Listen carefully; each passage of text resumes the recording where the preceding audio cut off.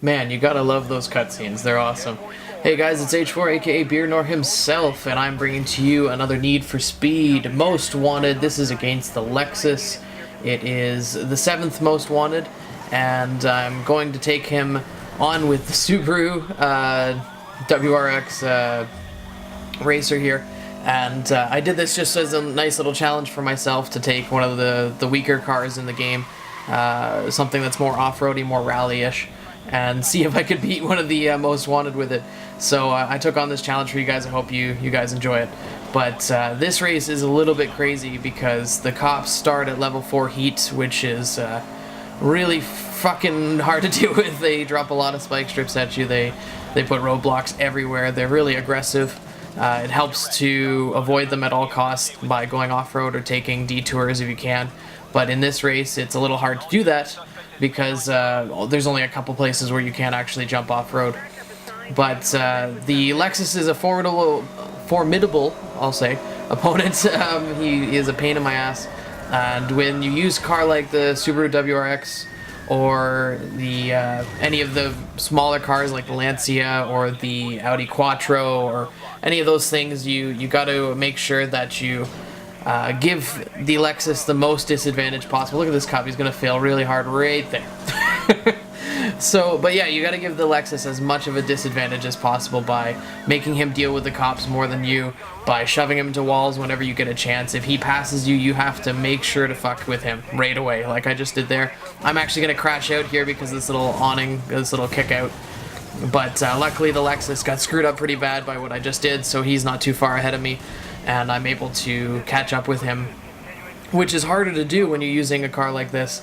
I did take this car into a bunch of races and max it out. It's got all the nitrous and the off-road tires and the reinforced chassis and everything I could possibly put on it so that it would compete really well with the Lexus.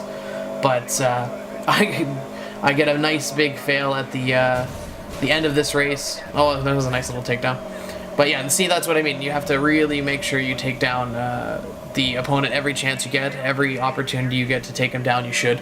But there's a big fail at the end of this where after I win the race, basically what happens is I lose track of the Lexus. He gets away from me, and you'll see why. But these Corvette cops that come by you, they're a real pain in the ass because they drop those spike strips. What the best technique I've found is to try and goad them to one side and then jump to the other, or vice versa, just jumping back and forth so that they drop the spike strips at the side of the map or the side of the street as opposed to right in the middle where it'd be hardest for you to avoid it.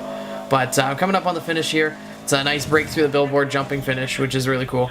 But now I have to work on taking down the Lexus with this car, which is, it's hard to catch up to them sometimes. I noticed it got a lot harder with the last 3 I've done. I got a couple more videos coming for you guys soon. But you'll see here, I go after him, and I think I'm going to get him just as quickly as I got the last few guys in the series. But he hits a roadblock here, and then there happens to be a pedestrian car that also hits the roadblock that's also white, which totally throws me off, and I think it's him, so I go to shunt him real hard, and it's actually like a G36 Infiniti or something like that, so I crushed myself. So I'm cutting ahead here, and this is as I'm running around trying to find this guy.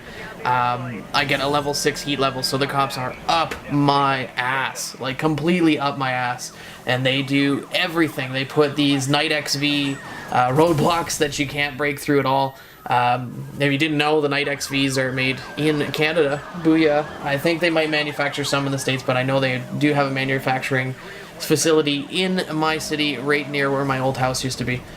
But yeah, so they drop spike strips, they throw cops at you like nobody's business. They have these Porsche SUV cops that kamikaze at you. You're gonna see here that they have total reckless abandon. Like as I cut into oncoming, they just fucking try and get you anyway, and he's gonna crash out. But you're gonna see kamikaze Porsches go by in the oncoming. I think there's one coming up right there. You gotta be really careful. They'll head-on collision you and ruin your day. And but what happens if you lose one of the most wanted after you you know, if you lose track of the most wanted and you lose him, I was like, where is he coming? Well, the game respawns him, as you can see here. Every now and then the game will respawn him. I got screwed over by the SUVs kamikazing, but they will respawn him again if you keep driving around. But I got lucky at the end here. I was just running away with the cops. I hit a roadblock. I'm like, I gotta turn around. And as I turned around here, as I slowed down, I was getting smashed up, and bam, there he is. And I got lucky, and I smashed him into a wall. I just got really lucky that it respawned him into a bad situation. But don't fret if you don't find him right away, because you can find him again later. But anyway, guys, I hope you guys enjoyed the series, and I will catch you guys later. If you guys are new around here, please hit the subscribe button. Check out the last video, which is the worst revenge spawn ever, and check out the Perks in Real Life finale if you haven't. Cheers, guys.